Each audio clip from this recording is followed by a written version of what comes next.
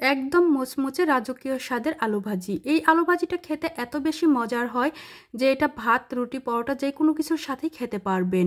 আর একবার খেলে বারবার বানিয়ে খেতে ইচ্ছে করবে।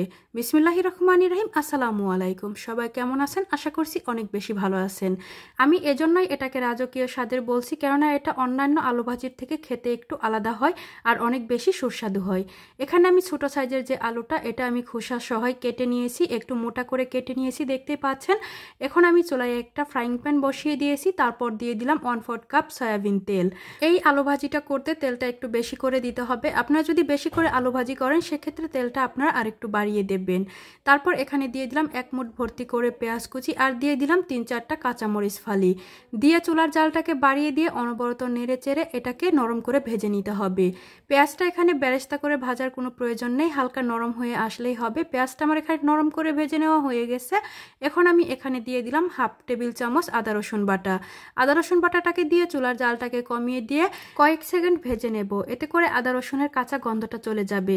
আমি আবারও বলছি, পেঁয়াজটা কিন্তু আপনারা এখানে লাল করে ভাজবেন না, কেননা আলুটা ভাজার সময় পেঁয়াজটা কিন্তু আরও অনেকটা ভাজা হয়ে যাবে, এমনিতেই মুচমুচে হয়ে যাবে। এরপর এখানে আমি বাকি মশলাগুলোকে অ্যাড করে দিচ্ছি। প্রথমেই দিয়ে দিচ্ছি 1/2 চামচ মরিচের গুঁড়া, 1/4 টেবিল চামচ করে হলুদের গুঁড়া, ধনিয়া গুঁড়া, জিরার গুঁড়া আর দিয়ে দিলাম স্বাদ মতো লবণ, দিয়ে দিলাম 1/4 টেবিল চামচ কালো গোলমরিচের গুঁড়া। এখন সবগুলো মশলাকে তেল আর পেঁয়াজের সাথে মিশিয়ে নিতে হবে। মিশিয়ে নিতে যতটুকু সময় লাগে ব্যাস এতটুকুই। আর এই মশলাটা দেওয়ার সময় কিন্তু অবশ্যই চুলার জালটাকে লো হিটে রেখে তারপর দিতে হবে, তা না হলে মশলাগুলো পুরো কালো হয়ে যাবে। তারপর এখানে দিয়ে দিলাম ধুয়ে পরিষ্কার করে রাখা আলুটাকে দিয়ে মশলার সাথে খুব ভালো করে মিশিয়ে নিচ্ছি। আমার এই ভিডিওটা যদি আপনারা আমার ফেসবুক পেজ থেকে দেখে থাকেন তাহলে প্লিজ আমার পেজটা ফলো দিয়ে রাখবেন, আর যদি আমার ইউটিউব চ্যানেল থেকে দেখে থাকেন তাহলে প্লিজ আমার চ্যানেলটা সাবস্ক্রাইব করে দেবেন। এরপর ঢাকনা দিয়ে ঢেকে চুলার জালটাকে লো হিটে রেখে 5 মিনিট জাল করে নিলাম। তারপর ঢাকনাটা খুলে আমি নেড়ে চেড়ে দিচ্ছি। ঢাকনাটা খুলে অবশ্যই নেড়েচেড়ে দিতে হবে। আর এখানে এখন একটু তেলটা বেশি দেখাচ্ছে, পরবর্তীতে কিন্তু এই তেলটা একদম শুকিয়ে যাবে যখন আমি এই আলুটাকে মুচমুচে করে ভাজবো। এর আগে আলুটাকে একটু সিদ্ধ করে নিতে হবে, 80% মতো সিদ্ধ করে নিলেই হবে। আপনারা যারা তেল কম খেতে পছন্দ করেন তারা কিন্তু তেলটা আর একটু কমিয়ে দিয়েও ভেজে নিতে পারবেন। আবার ঢাকনা দিয়ে ঢেকে দিলাম এটাকে সিদ্ধ হওয়া পর্যন্ত। এখন আবার ঢাকনাটা খুলে নেড়েচেড়ে দিচ্ছি। অবশ্যই মাঝে মাঝে ঢাকনাটা খুলে নেড়েচেড়ে দিতে হবে, তা না হলে কিন্তু নিচে পোড়া লেগে যেতে পারে। আর যদি নিচে পুড়ে যায় তাহলে কিন্তু খেতে একদমই ভালো লাগবে না, এর টেস্টটা কিন্তু ভালো আসবে না। আর এই ভাজিটা করতেও কিন্তু অনেক বেশি সময় লাগে না, অল্প সময়ে কিন্তু ভেজে নেওয়া যায়। আবার আমি ঢাকনা দিয়ে ঢেকে দিলাম আরও 4 থেকে 5 মিনিটের জন্য। 5 মিনিট পর আমি আবার ঢাকনাটা খুলে নিচ্ছি। খুলে নিয়ে আমি আপনাদেরকে দেখাচ্ছি, একটু নেড়েচেড়ে দিচ্ছি। নেড়েচেড়ে দিয়ে তারপর আপনাদেরকে আমি দেখাচ্ছি এটা কতটা সিদ্ধ হয়ে গেছে।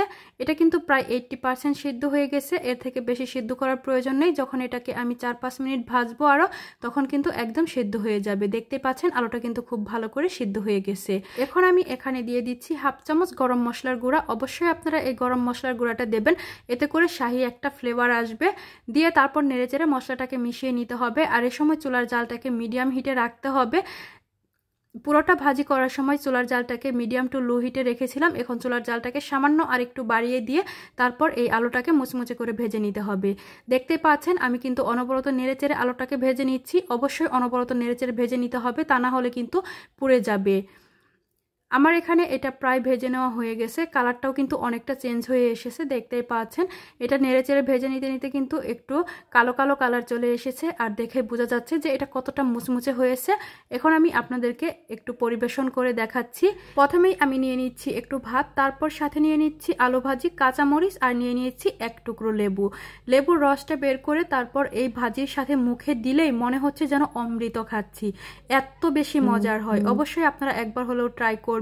আর কেমন হয়েছে অবশ্যই কমেন্ট করে জানাবেন। সবাই ভালো থাকবেন। আল্লাহ হাফেজ। আসসালামু আলাইকুম।